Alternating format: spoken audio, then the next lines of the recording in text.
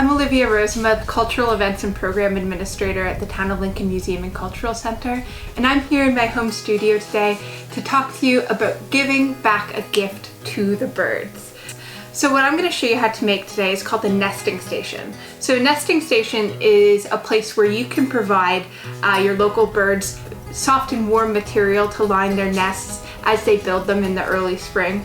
Great way to use some of your scrap fabric and yarn, but is also a way to attract local birds to your yard by giving them the materials that they need to build their nests.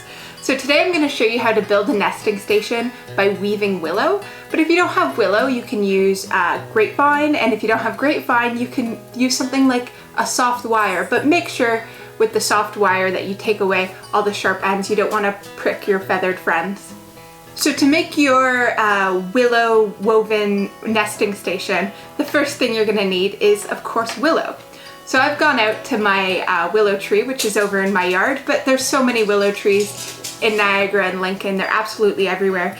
And this time of year, you don't even have to worry about cutting them off. I found all of this willow on my table today, just on the ground around my willow tree. So the first thing to do to weave our sort of beautiful nesting station is to make the base rounds. So I'm just going to take a piece of willow here and I'm going to curve it into a circle. Now the circle, I don't know how long that is. The circle is about this big. And I'm just going to take all the excess willow that's left over at the edges and I'm going to weave it into sort of round shape. Now to get my base started, I'm going to need 3 of these circles. So you're going to want to take a cutting that's several feet in length and do that 3 times, grabbing the extra bits and weaving it in. Now willow's perfect because it's really pliable, but if you are finding that your willow's breaking, it's probably either because your cuttings are too thick or that your willow's too dry. So if you have found it on the ground like me, try to find stuff that has recently fallen. If you are taking cuttings from the tree, you're going to want to do that in the winter or early spring. And also be careful to take cuttings from the places where the 2 branches meet. So, and make sure that you're harvesting from your willow responsibly. Don't take any more than you need, because of course the willow needs all those little buds and branches to continue to grow. So now that I have my 3 circles, I can start to make my sphere. So the way I'm going to do that is I'm going to take 2 of my circles and sort of wedge them together like this. To hold them in place, I'm going to take another piece of willow, as you do, and I'm going to put it sort of in my other willow and weave the 2 of them together.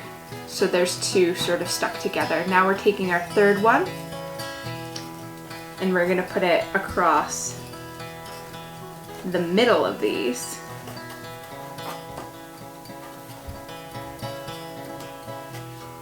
Like that. And we'll take another piece here and weave this middle one in as well. So the goal here is to just make it sort of sturdy. So if you did have a bird land on it, it's not going to collapse underneath their weight. I'm not worrying too much. I like when my nesting stations are rustic looking, they're a little rougher. So now that I've woven together my little sphere shape, you can see that there's a lot of really big holes here. So if I was to put fiber in, it would probably just fall right out. So what I'm going to do is I'm going to take some of these thinner, bendier pieces and I'm just going to try to fill in some of those big shapes. So I'm starting off here and I'm just going to weave it through and around. Now I'm using weeping willow, which is going to dry to be a sort of lightish brown color. But if you did want to add different colors and textures, try integrating different types of willow, like a curly willow, or even from a different tree. Now this doesn't have to be a very gentle process, but it is kind of meditative. So here is my little sphere. It's really cute. So now it's time to fill it full of fiber. So for me, I'm using raw alpaca wool, which I've got from one of our local alpaca farms. There is a surprising amount of alpaca farms in Lincoln and in the Niagara region in general. If you know of one, hashtag it in the comments below. So I've got white alpaca wool and brown alpaca wool, and you can see I got this straight from the alpaca. It is full of twigs and things, but that's okay. The birds will like them. They'll use that in their nest as well.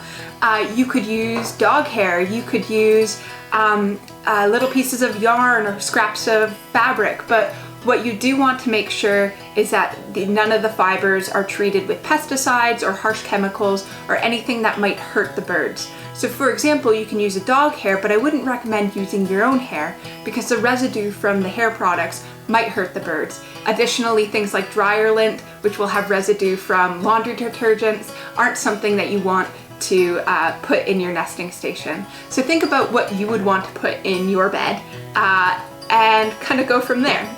So any harsh dyes, chemicals, plasticky strings, you're not going to want. Additionally, if you're going to put yarn, do keep the lengths quite short so it doesn't wrap around the bird's feet.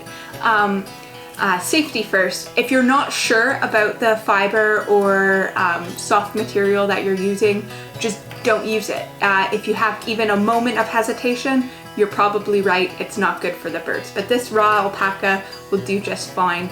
So I'm just going to take one of the holes here and fill it in. Right, and now that my nesting station is full of warm and soft materials for the birds, I can take a little string and we'll just hang it straight from a tree. So here's one, here's two, and here's three. Ready to go to hang in the tree and give a bird a nice warm nest in the spring.